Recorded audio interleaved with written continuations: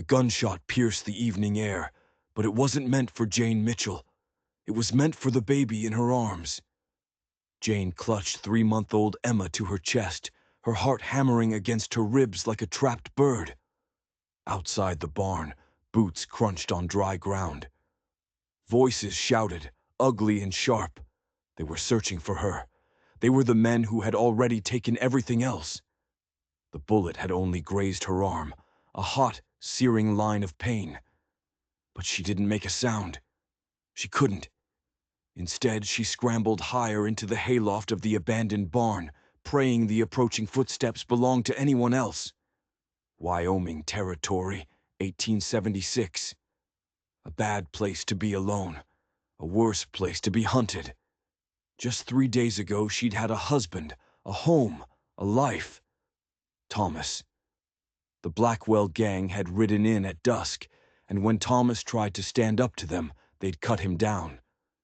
Jane had escaped with Emma, the clothes on her back, and the simple gold wedding ring on her finger. Nothing else. "Hush now, sweet girl," Jane whispered against Emma's soft hair. The baby stirred, a tiny whimper caught in her throat. Jane's blood ran cold. Any sound could be their death sentence. Fading light filtered through cracks in the barn walls, painting stripes across their hiding spot. Outside, the wind whispered through the prairie grass, and it carried a new sound. An approaching horse. Just one. Jane held her breath. The Blackwells always traveled in a pack. A lone rider was something different. But different didn't always mean better. The horse's hooves slowed right outside. The barn door creaked open, a sound that screamed across the silence. Jane pressed herself deeper into the hay, one hand cupped over Emma's mouth. Heavy boots crossed the dirt floor below. A man cleared his throat. "Hello?" The voice was deep, but it didn't have the hard edge of the Blackwells. "Anyone in here? I don't mean no harm." Jane stayed frozen, her fingers wrapped tight around the handle of a small knife she'd grabbed from her kitchen. It was a pathetic weapon, but it was all she had. She peered through a gap in the hay bales. A tall, broad-shouldered man stood in a shaft of evening light. He wore a dust-covered coat, a wide-brimmed hat pulled low. A gun belt hung at his hips, but his hands were empty, raised just enough to show he came in peace. "I know someone's here," he said, his voice calm, steady.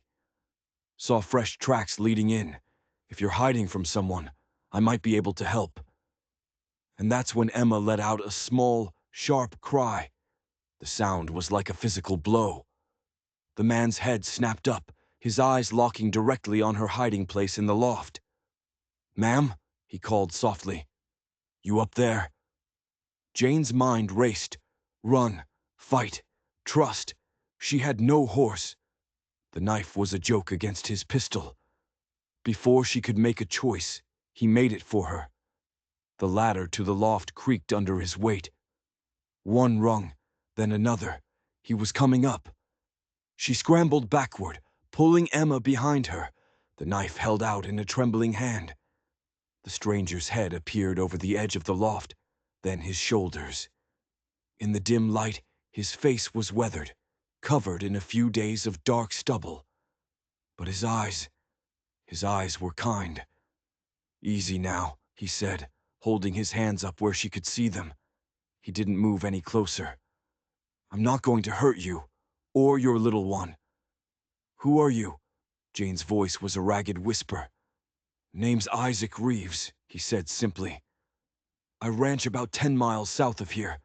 I was tracking some strays when I saw smoke from a ways off. Came across a burned homestead." He paused, his gaze sharp. "Would that be yours, ma'am?" The knife wavered. "They killed my husband," she whispered, the words tearing from her throat. "They burned everything. They're still looking for me." Isaac's jaw tightened. "The Blackwell gang." It wasn't a question. Jane nodded, surprised he knew. "Everyone in these parts knows of them," he said, his voice hard as iron. His eyes moved to Emma, who was staring at him with wide, curious eyes. Then he saw the dried blood on Jane's sleeve. "You're hurt. It's just a graze." "Ma'am," he said, his voice low and urgent. "This barn belongs to the Wilsons. They're away, but they'll be back tomorrow. This isn't far enough. The Blackwells are thorough. They'll search here, soon." Fear, cold and sharp, twisted in her gut. "I don't have anywhere else to go." "You do now," Isaac said firmly. "My ranch is well protected. You and your baby will be safe there." "Why?" Jane asked, suspicion fighting with a desperate flicker of hope. "Why would you help us? You don't know us." A shadow passed over Isaac's face. His kind eyes seemed to darken with a memory. "My sister," he said, his voice tight. "She was killed by men like the Blackwells 3 years ago. I couldn't help her then." He extended his hand, palm up. "But I can help you now. You have my word. You and your daughter will be safe with me." Emma cooed, reaching a tiny, perfect hand toward the stranger. Jane looked from her daughter's trusting face to the cowboy's outstretched hand. He wasn't one of them. She felt it. A cowboy had climbed into her hiding place and promised safety. Against all reason, she chose to believe him. Slowly, she lowered the knife. "My name is Jane Mitchell," she said, "and this is Emma." Isaac nodded, a small smile touching his lips for the first time. "Pleased to meet you both, Mrs. Mitchell. Now let's get you somewhere safe." But safety was a long, long way off, and the road to get there was paved with secrets he hadn't shared. Isaac worked fast. He helped Jane down from the loft, his hands strong and steady. From his saddlebag he pulled a clean blanket and fashioned a sling, helping her secure Emma against her chest for the ride. His horse, a sturdy chestnut named Rusty, didn't so much as flick an ear at the new passengers. "We'll ride double," Isaac explained, checking the saddle. "It'll be slower, but we need to be careful about tracks. There's a creek a mile from here. We'll follow it to throw off anyone following." As he helped her mount, she winced when her injured arm brushed against him. "We'll tend to that when we get there," he promised, swinging up behind her. His presence was a solid wall at her back. "Just hold on. I won't let you fall." The Wyoming night closed in around them, the sky a vast blanket of stars. Jane found herself leaning back against Isaac's chest, drawing strength from his quiet confidence. Emma, lulled by the rhythm of the horse, fell into a deep sleep. For nearly an hour they rode in silence, Isaac navigating the dark terrain like he was born to it, following the creek, doubling back, choosing paths over a rocky ground where they wouldn't leave a trail.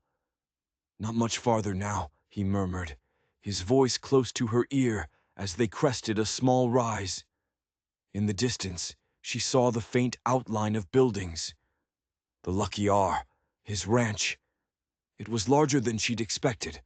A main house, a bunkhouse, a large barn, and several corrals. It looked like a fortress. A dog started barking as they approached. "That's just Patch," Isaac said. "Sounds mean, but he's a lamb." The front door of the main house opened, spilling warm yellow light into the yard. A woman's silhouette appeared. "Isaac, that you, coming in so late?" The voice was elderly but strong. "It's me, Martha," Isaac called out, "and I've brought guests." The woman, Martha, stepped into the light. Her face was kind, framed by silver hair. She squinted at Jane and Emma, and her expression immediately softened with concern and understanding. "Well, bring them in. Don't keep them out in the night air," she urged. Isaac dismounted and reached up to help Jane down. Her legs were stiff, and she nearly stumbled, but his hands were there to steady her. "Martha's my housekeeper," he explained quietly. "Been with my family since I was a boy. You can trust her." The warmth of the house wrapped around Jane like a blanket. A fire crackled in a huge stone hearth. The smell of wood smoke and baking bread brought tears to her eyes. It was the smell of a home, something she thought she'd lost forever. "Poor dear, she's dead on her feet," Martha clucked. "And with a little one. Come inside, honey. You're safe now." Safe. The word echoed in Jane's exhausted mind. Isaac helped her to a rocking chair near the fire.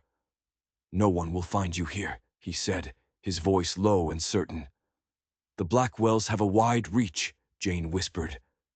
"Let them come," Isaac replied, and his voice was suddenly like flint.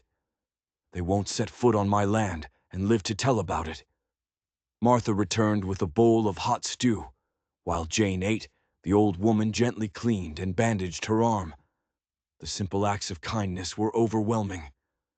"The baby will need milk," Jane said, a fresh wave of worry washing over her. "We've got a milk cow," Martha assured her. "And I raised 4 of my own. We'll manage just fine." After Jane had eaten, Martha led her to a small, simple bedroom. In the corner stood a handmade crib. "This was Isaac's sister's room," Martha explained softly. "Annabelle. The crib was for her little one." She sighed, a deep, weary sound. "She and her husband were attacked by outlaws 3 years ago. She was expecting." The story hit Jane like a punch to the gut. She glanced back toward the main room, where Isaac stood respectfully in the doorway. Their eyes met, and in his gaze she saw it. A shared grief, a depth of loss that needed no words. He wasn't just helping a stranger. He was trying to right a wrong that had shattered his own world. "Thank you," she said, the words meant for both of them. "Get some rest," Isaac replied. "We'll figure out the rest tomorrow." Jane settled Emma in the crib. The baby, clean, fed, and warm, was already fast asleep. Jane lay down on the bed, every muscle aching, her mind replaying the horror of the last few days. But for the first time since the attack, she felt a flicker of something she thought was gone for good. Hope. A cowboy had climbed into her hiding place and promised safety. And for tonight, in this stranger's house, under the watchful eyes of a man haunted by his own ghosts, she felt it. She was safe. But the Blackwells were still out there, and tomorrow was another day. The next morning, Jane woke to sunlight streaming through the window. For a terrifying second, she didn't know where she was. Then she saw Emma, sleeping peacefully in the crib, and it all came rushing back. Martha brought clean clothes, a simple calico dress that was only a little too large.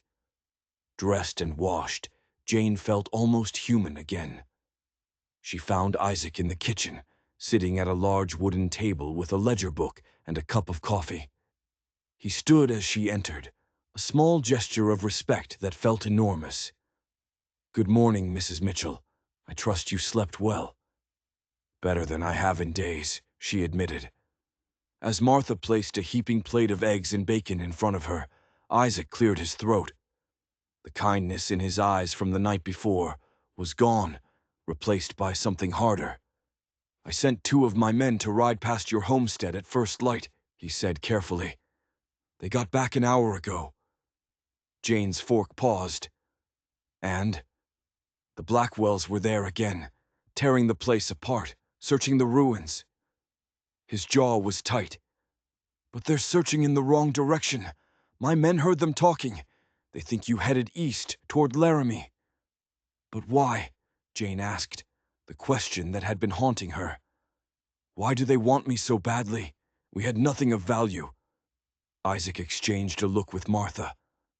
A silent conversation passed between them. Then he turned back to Jane, his eyes grim. "The Blackwells don't leave witnesses, ma'am. It's not about what you have. It's about what you saw. They wanted her dead because she could identify them." The chilling simplicity of it stole her breath. She looked down at Emma, so small, so innocent, and a fire of protective fury ignited inside her. "I won't let them hurt her." "Neither will we," Isaac said firmly. "The Lucky R is secure. I have 8 good men, all loyal, all handy with a gun. No one gets on this land without us knowing." He was confident. But Jane had seen the Blackwells work up close. She had seen what they did to her husband. After breakfast, Isaac went about his ranch duties, and Jane stayed with Martha. The older woman was a comfort, showing Jane how to prepare cow's milk for Emma, telling stories of a younger Isaac. "He's a good man," Martha said as they sat on the porch shelling peas. "One of the best, but he carries that loss. Annabelle's death nearly broke him." That evening, Isaac asked Jane to join him on the porch again. The setting sun painted the sky in hues of orange and purple. "This was my father's ranch," Isaac said, his voice quiet. "He built it from nothing. Annabelle and I were supposed to run it together." He paused. "Her husband, William, had a homestead nearby. After they were killed, I bought the land. Couldn't stand the thought of strangers living there." "I'm sorry," Jane said softly. "I know how it feels." "Tell me about your husband," he invited. So she did. She told him about Thomas, about their journey from Pennsylvania, about the dreams they had for their small homestead. Isaac listened, his gaze steady and focused, as if he were trying to memorize every word. When she finished, a tear tracing a path through the dust on her cheek, he said, "He sounds like a fine man, the kind of man who would have made a good neighbor." Then she asked him a question. "Martha said you carry the weight of your sister's death. What happened, Isaac?" Isaac looked away, out toward the darkening mountains. "It wasn't just random outlaws, Jane," he said, and his voice was low, filled with a cold fury she hadn't heard before. "The man who led the attack on my sister, his name was Frank Blackwell." The name hit her like a physical blow. Frank Blackwell, the leader of the gang that had killed her husband. "You've been hunting them," she realized. "That's why you were out there. You weren't just tracking strays." Isaac turned back to her, and the kindness in his eyes was gone, replaced by the chilling intensity of a predator. "I've been hunting them for 3 years," he admitted. "And when I found you in that barn, I wasn't just finding a victim, Jane. I was finding a witness, the first one to survive." The world seemed to tilt on its axis. This wasn't a chance encounter. This man hadn't just saved her. He needed her. And his need, his 3-year quest for vengeance, had just put her and Emma directly in the crosshairs of a war she didn't even know she was a part of. The revelation hung between them, heavy and dangerous. Isaac wasn't just a kind rancher. He was a man on a mission, a man hunting the very monsters who were hunting her. It didn't make her feel safer. It made her feel like a pawn in a much deadlier game. "You should have told me," she said, her voice barely a whisper. "Would you have come with me if I had?" he asked, his honesty brutal. "Or would you have run, thinking I was just using you to get to Blackwell?" She didn't have an answer. All she knew was that the sanctuary of the Lucky R suddenly felt like the calm in the eye of a hurricane. Over the next few days, an uneasy routine settled in. On the surface, life was peaceful. Jane helped Martha, cared for Emma, and tried to push down the rising tide of fear. But now she saw the truth. The loyal ranch hands weren't just cowboys. They were soldiers in Isaac's private war. The constant watch wasn't just for her protection. It was an armed camp waiting for an attack. Every evening, she and Isaac would talk on the porch. He told her about his hunt, the leads he'd followed, the dead ends. He was methodical, relentless. And she told him about the attack on her homestead, describing the faces, the voices, every detail she could remember, feeding his hunger for information. They were allies, bound by a shared enemy. But something else was growing between them in those quiet, starlit evenings, a connection she wasn't ready to name. A week after she arrived, the foreman, a grizzled man named Jim Harker, rode in late. His face was pale. "They're in town, Isaac," he said, his voice strained as they stood in the kitchen. The Blackwells, asking questions, offering a reward for a woman with a baby. He wouldn't look at Jane. A big reward. Isaac's face was stone. Did anyone talk? Not that I heard, Jim said, shifting his weight. But money talks loud, Isaac, and they're not just asking, they're watching the roads. Double the watch, Isaac ordered. No one leaves the ranch. No one. After Jim left, the silence in the kitchen was suffocating. They're getting closer, Jane whispered, her hands trembling. Isaac moved to her side, his presence a strange mix of comfort and danger. They won't get to you, he promised. That night, sleep was impossible. The wind howled outside, sounding like mournful screams. Jane lay in bed, listening, her senses on high alert. Around midnight, she heard it. A faint creak from the front porch. It wasn't the sound of a guard on his rounds. It was stealthy, secretive. She slipped out of bed and crept to the window, peering through a crack in the curtains. The moon was hidden behind thick clouds, but there was just enough light to see a figure moving near the bunkhouse. It was Jim Harker, the foreman. He was supposed to be asleep. He moved into the deeper shadows of the barn, and for a moment he was gone. Then a tiny spark of light flared in the darkness. A match. He was lighting a cigar. But as the flame illuminated his face, Jane saw something else.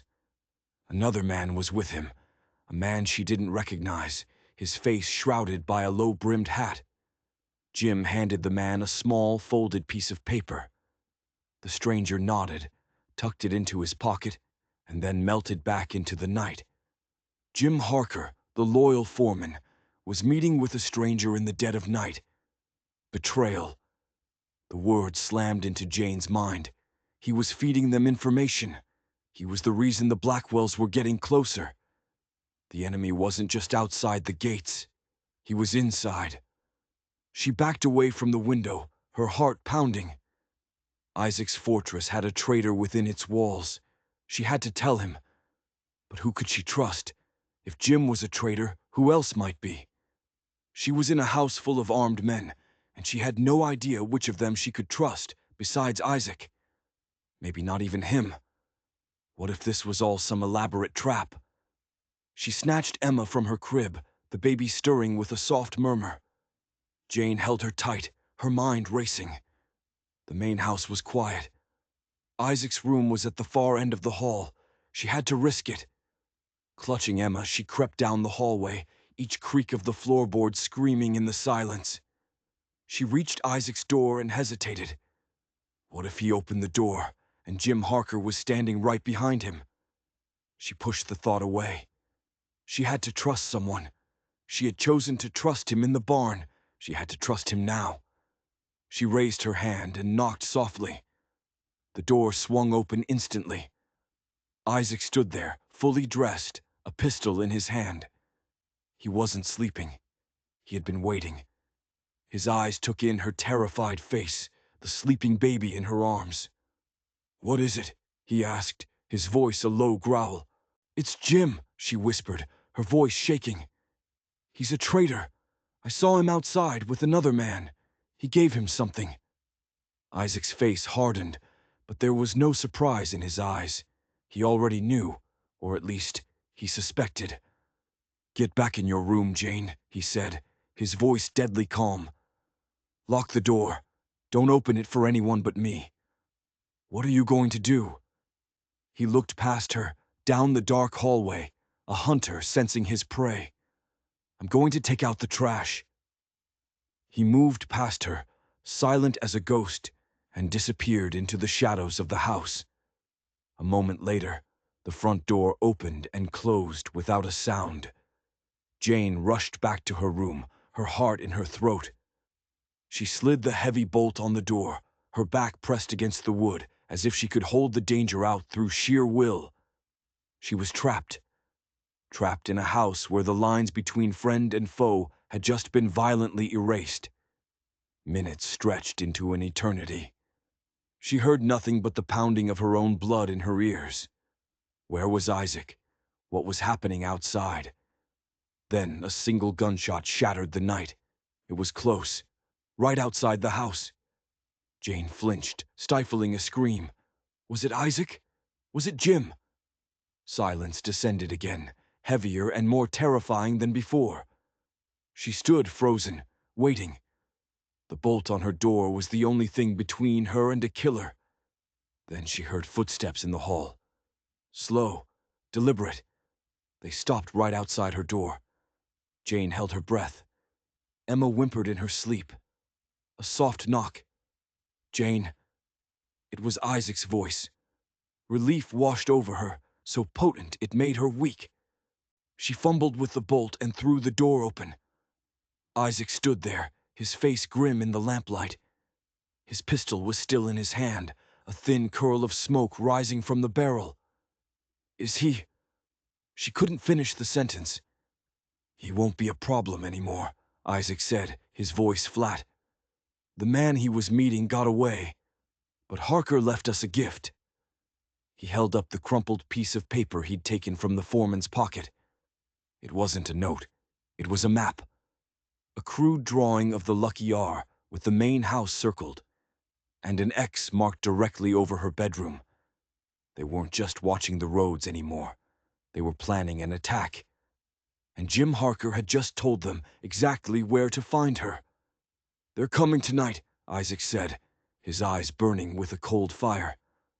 Harker was giving them the all-clear.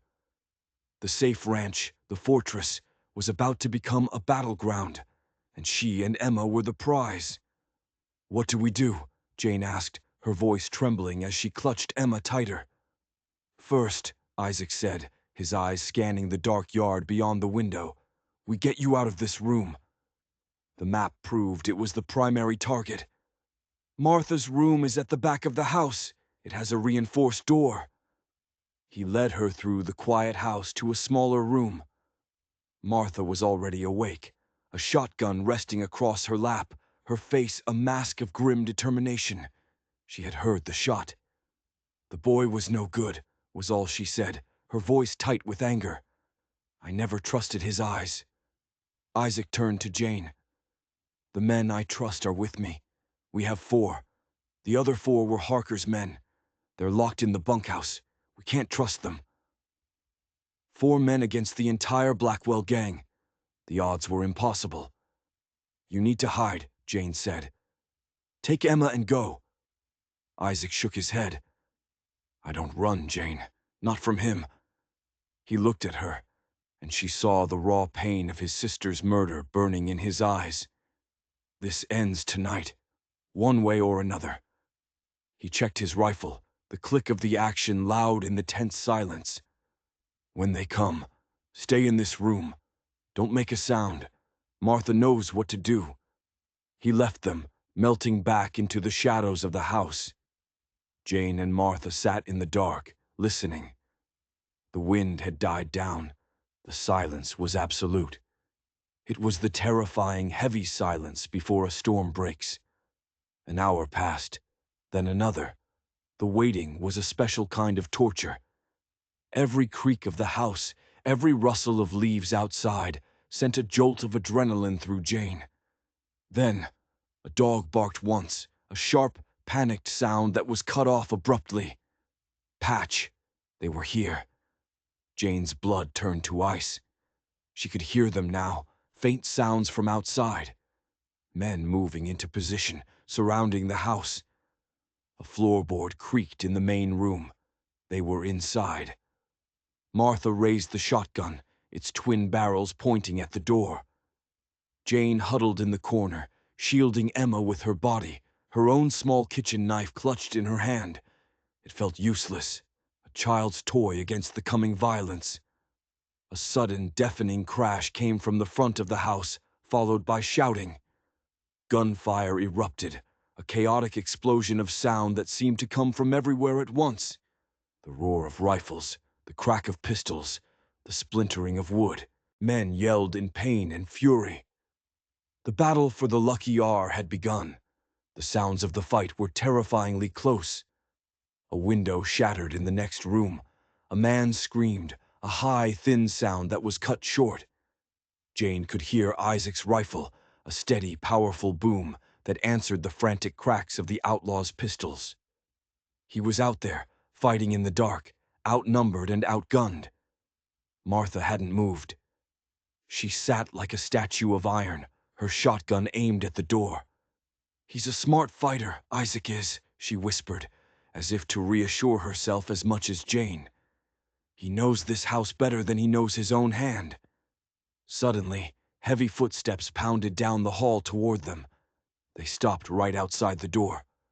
Someone twisted the knob. It held, thanks to the heavy bolt. Then a voice came through the door, a voice that made Jane's blood freeze in her veins. It was Frank Blackwell. "I know you're in there, lady," he snarled. "I can smell your fear. I've got your protector pinned down. It's over. Open this door, and maybe I'll let the baby live." It was a lie. She knew it. He would kill them both. She looked at Martha, whose face was pale but resolute in the darkness. "Don't listen to him, child," Martha breathed. "I've got a little proposition for you," Blackwell shouted. "Your husband, Thomas, he found something out in the hills, didn't he? Something he shouldn't have. A little box. He told you where he hid it, didn't he? Tell me where it is, and this all goes away." Jane's mind reeled. A box? Thomas had never mentioned any box. He was a farmer, a homesteader. He wasn't a treasure hunter. What was Blackwell talking about? "Last chance!" Blackwell roared. A heavy boot slammed against the door. The wood groaned, splintering around the lock. Another kick, and the door flew open with a deafening crash. A large bearded man stood silhouetted in the doorway. Frank Blackwell, his eyes cruel and black, immediately found Jane. He raised his pistol, but he never got the chance to fire. The shotgun in Martha's lap roared, the blast echoing like a cannon in the small room. The force of the buckshot slammed Blackwell backward into the hallway. Before the smoke even cleared, 2 more of his men charged into the room. Jane screamed, scrambling backward, trying to shield Emma. But then a figure appeared in the doorway behind them. Isaac.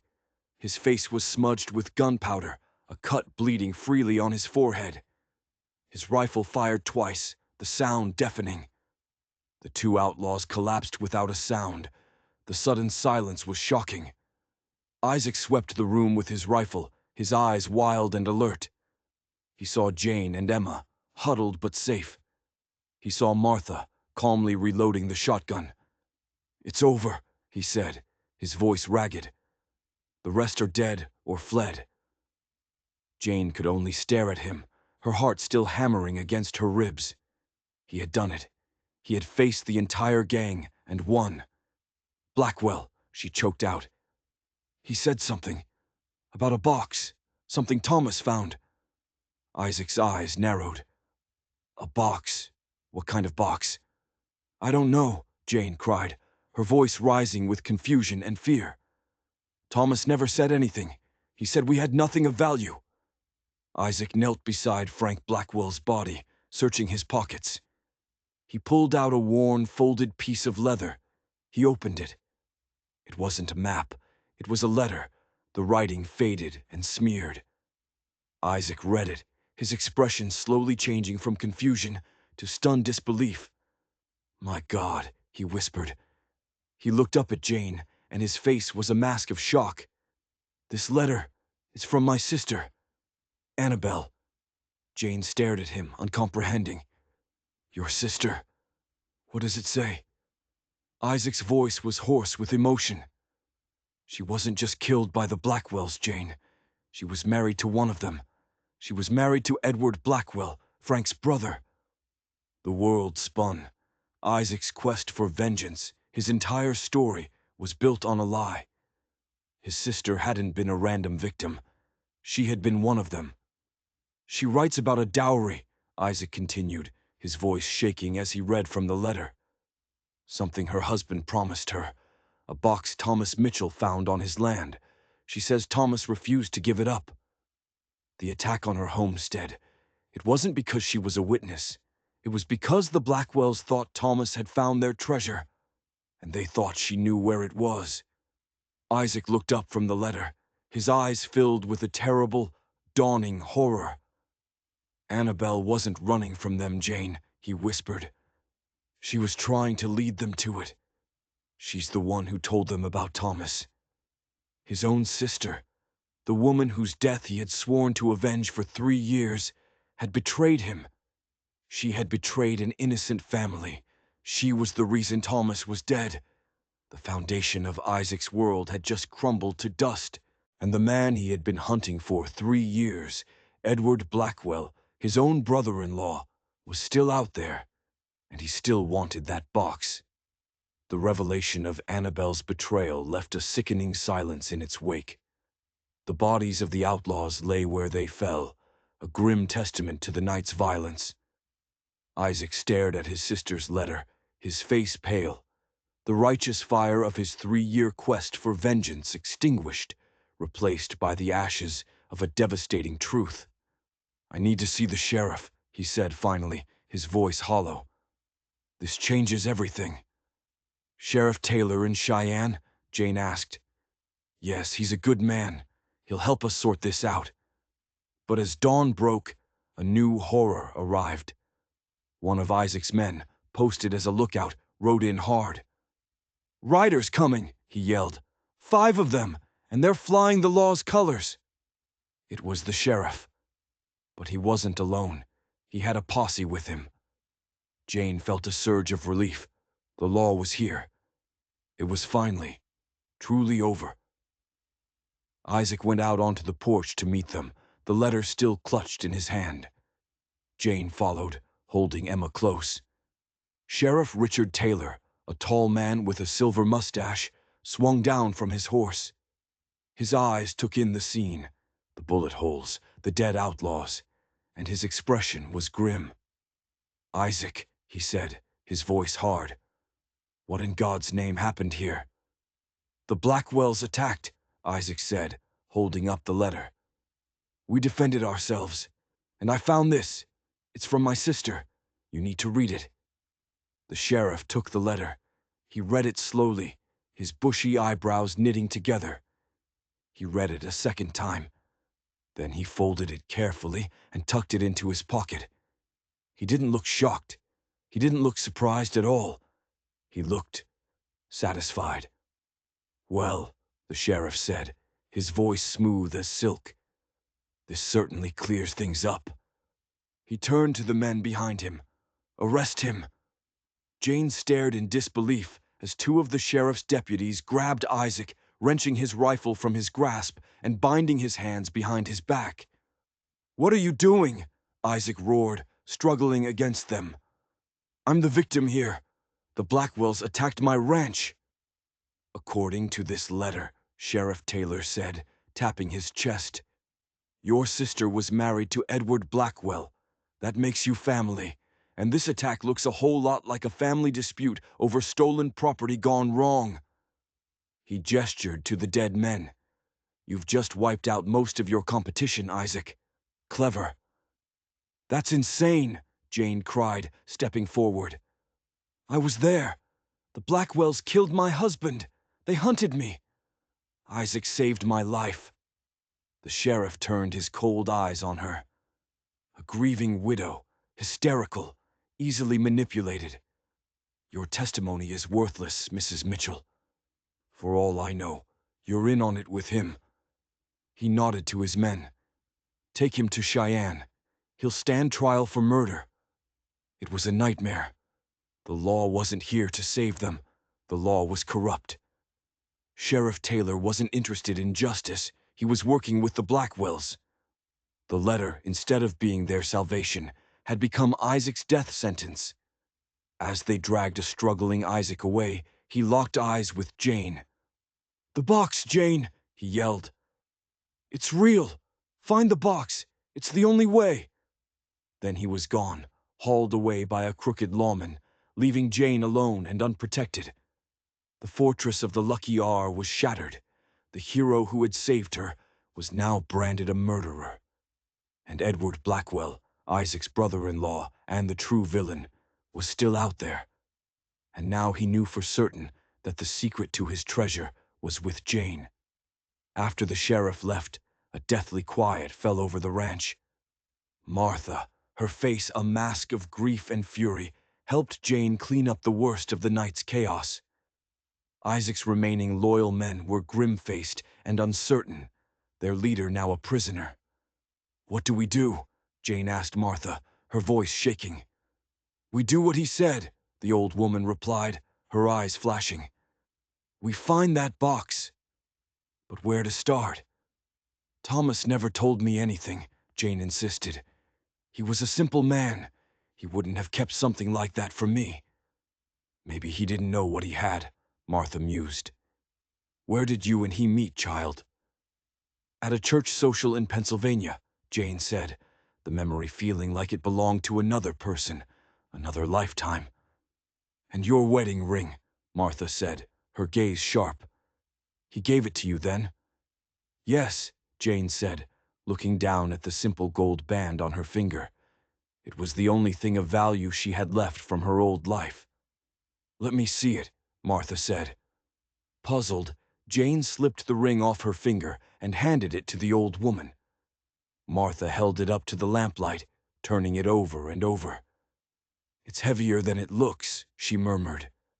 She ran a gnarled thumb over the inside of the band. "There's something in here," she breathed. "A seam."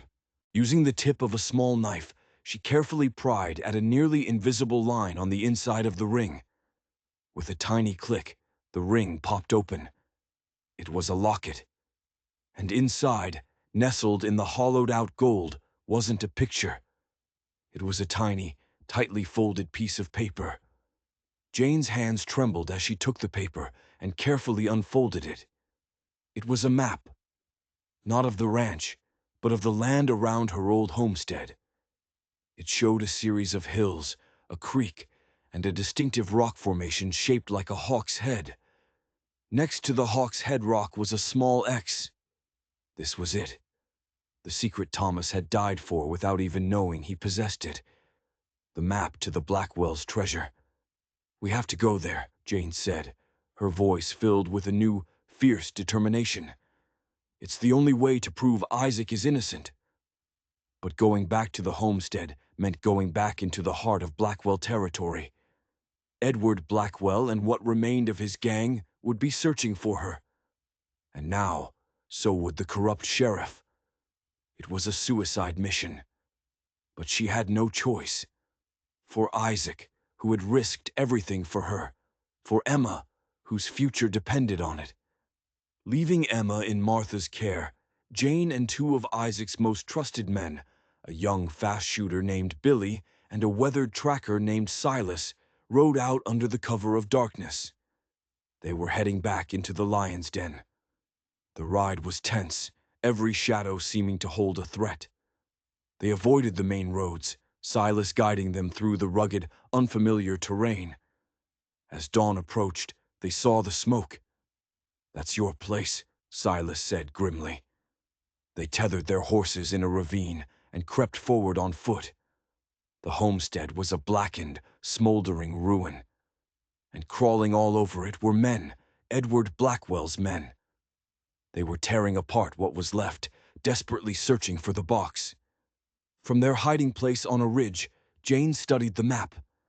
She located the creek, the line of hills.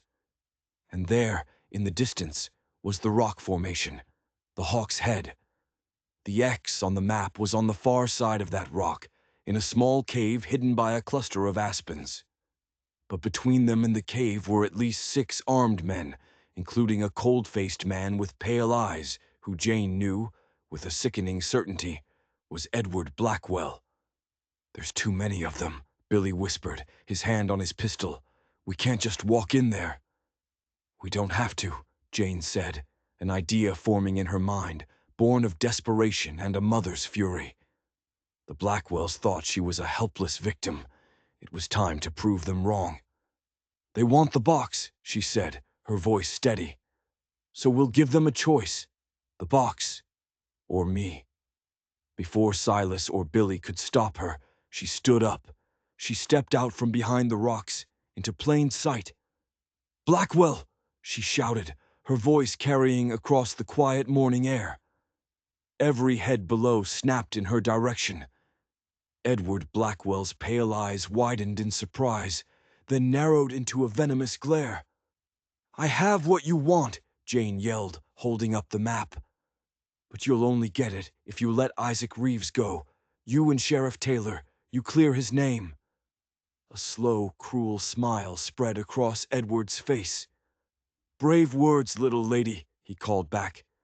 "But you're not in a position to be making demands. You're alone." "She's not alone," came a voice from behind her. Jane spun around.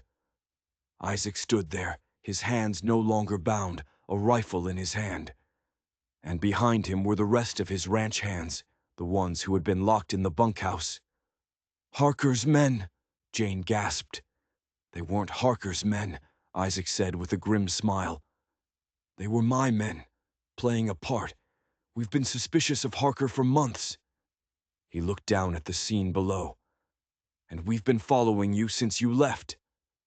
Relief and fury warred inside Jane. "You let me walk into this." "I needed to know for sure who Taylor was working with," Isaac said. "And now we do." He gestured behind him. A man was tied to a horse. It was one of Sheriff Taylor's deputies. He sang like a canary. Taylor and the Blackwells have been partners for years. Down below, Edward Blackwell realized he'd been tricked. "Kill them!" he screamed to his men. "Kill them all!" Gunfire erupted from the ridge. Isaac's men, taking cover, laid down a withering fire on the exposed outlaws below. The surprise was total. The battle was short and brutal. When the smoke cleared, Edward Blackwell stood alone among the bodies of his men, a wounded animal at bay. Isaac started walking down the ridge toward him, his rifle held ready. "It's over, Edward," he said, his voice echoing in the sudden silence. "Not until I get what's mine," Edward shrieked, his eyes wild with greed. He dove for the cover of the burned-out cabin. Isaac followed him. Jane, her heart pounding, ran after him, Silas and Billy close behind. This had to end. Inside the ruins of her former home, a deadly cat-and-mouse game began. "Your sister sent you, didn't she?" Isaac called out, stalking through the wreckage. "She set this all in motion." "Annabelle knew what was owed to us," Edward screamed from behind a fallen wall. "Your family stole our claim." A shot rang out, splintering the charred wood near Isaac's head. "This isn't about a claim," Isaac said, his voice low and dangerous. "This is about Thomas Mitchell, an innocent man you murdered. He had it coming. He stood in the way." Another shot. Isaac fired back. A cry of pain came from behind the wall. Isaac moved in. He rounded the wall and found Edward Blackwell clutching a bloody shoulder, his pistol on the ground just out of reach. The hatred in Edward's eyes was absolute. "You'll never find it," he spat. "I already have," Isaac said. He nodded toward Jane, who held the map in her hand. Edward's face crumpled in defeat. It was over. They rode back to Cheyenne, but not as prisoners. They rode in as an army of righteous fury, with Edward Blackwell and the crooked deputy as their captives. They stormed the sheriff's office. When Sheriff Taylor saw Isaac, alive and free, and a dozen armed men at his back, the color drained from his face. The evidence was overwhelming. The deputy's confession, Edward Blackwell's testimony in exchange for a lesser sentence, and Annabelle's letter. Sheriff Taylor was exposed, his reign of corruption shattered. The final piece of the puzzle fell into place when they finally retrieved the box from the cave. It wasn't gold or jewels. It was a deed. A deed to a rich silver mine, signed over to Isaac's father by Edward's father decades ago, payment for a massive debt. The Blackwells had been trying to steal back the fortune their family had gambled away. Isaac Reeves was a free man. His name was cleared, his ranch was safe, and the ghosts of the past had finally been laid to rest. He stood with Jane on the porch of the Lucky R, watching the sunset paint the sky. Emma, now a toddler, played at their feet. "It's finally over," Jane said softly. "It's just beginning," Isaac corrected her. He took her hand, the one that no longer wore the locket ring. In its place was a new ring, one he had given her that morning. "The mine will make us wealthy, Jane. We can build anything we want. For Emma, for our future." Jane leaned her head on his shoulder, her heart full. She thought of the terror in the barn, the desperate flight, the betrayals and the battles. A cowboy had climbed into her hiding place and promised her safety. He had delivered on that promise, leading her through the heart of darkness and into the light. It hadn't been an easy road. It had been paved with secrets and blood. But together, they had walked it. And now, their life was just beginning. This story is a testament to the fact that sometimes the greatest treasures aren't buried in the ground, but are forged in the fires of adversity. If you were moved by Jane and Isaac's journey, don't forget to hit that subscribe button for more tales of survival, justice, and the untamed heart of the West.